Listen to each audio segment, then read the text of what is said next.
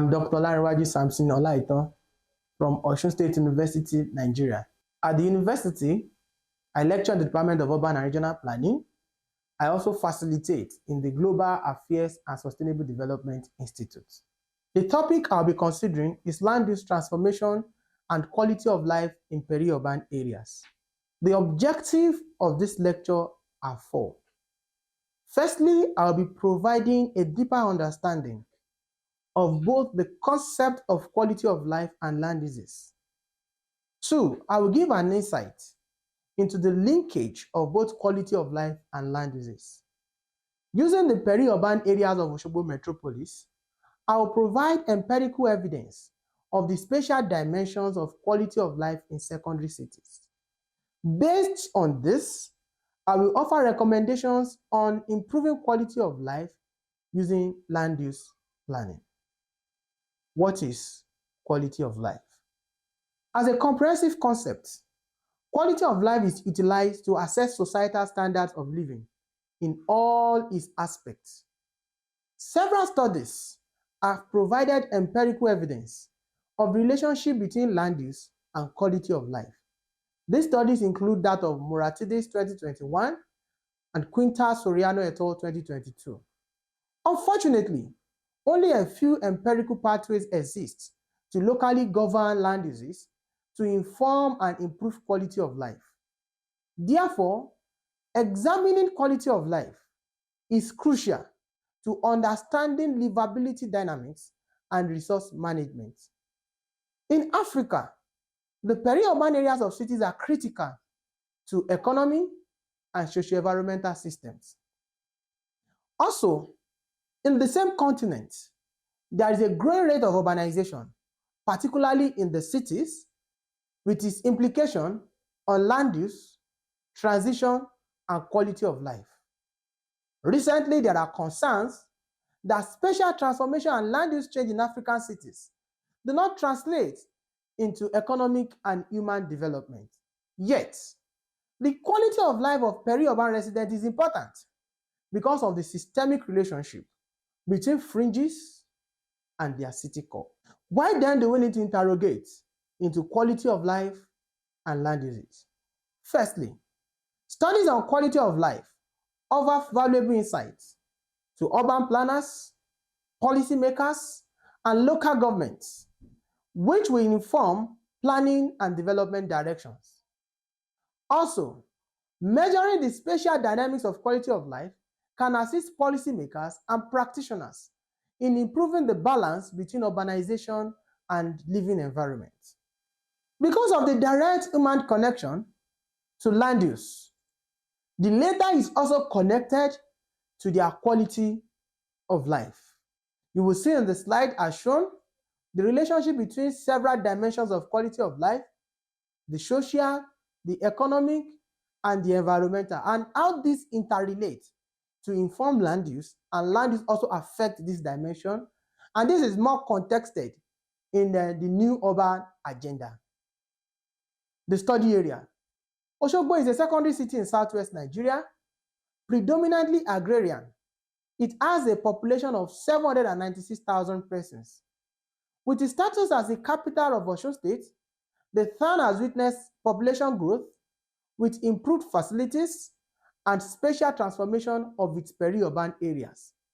The peri-urban areas of Osogbo that are considered for this discussion are Abere, Ofatedo, and Dagbolu. Methodology. Using a multi-stage sampling, 50 questionnaires were administered in each of the 3 peri-urban areas. 6 domains of quality of life were considered for assessment. These are the physical health, psychological, social relationships, environment, economic condition and development, and access to facilities and services.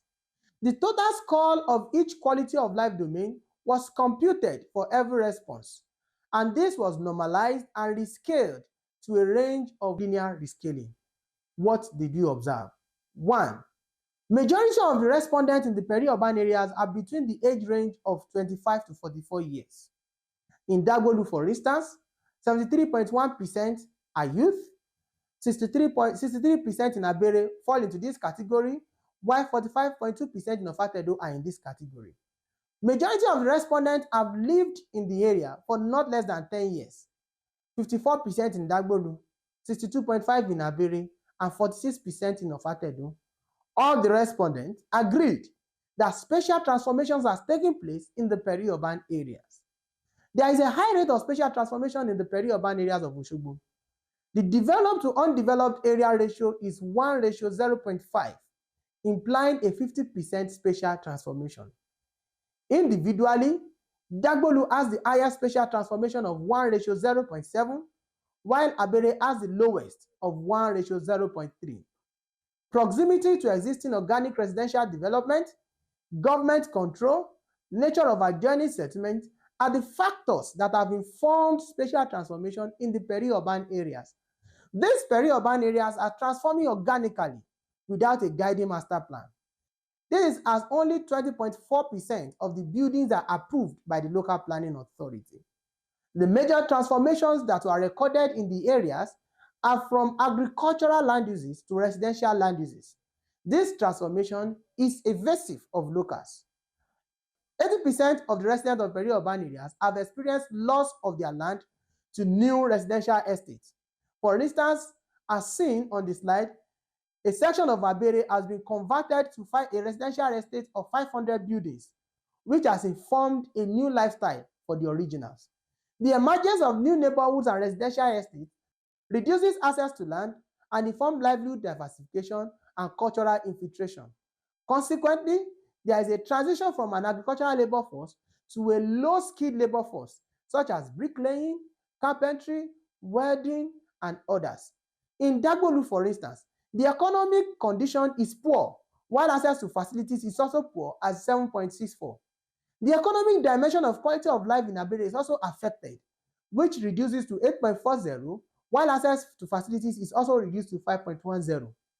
In Ofatedo, social relationship is affected, which is reduced to 9.15, while access to facilities is reduced to 5.10. Based on the foregoing, the followings are recommended. Capital and Metropolitan Development Authority should consider peri-urban areas as vulnerable regions, hence should guide the development using local planning schemes, layout, and master plans. Also, local and inclusive governance should be used to drive transformations in peri-urban areas. Young individuals, traditional institutions, and others can be factored into transformation process. As a sensitive region, critical to food production in urban areas, there should be intentional efforts to allocate spaces for agricultural production in peri-urban areas. Peri-urban residents should be upskilled to meet the emerging labor force requirements in the peri-urban areas. Thank you.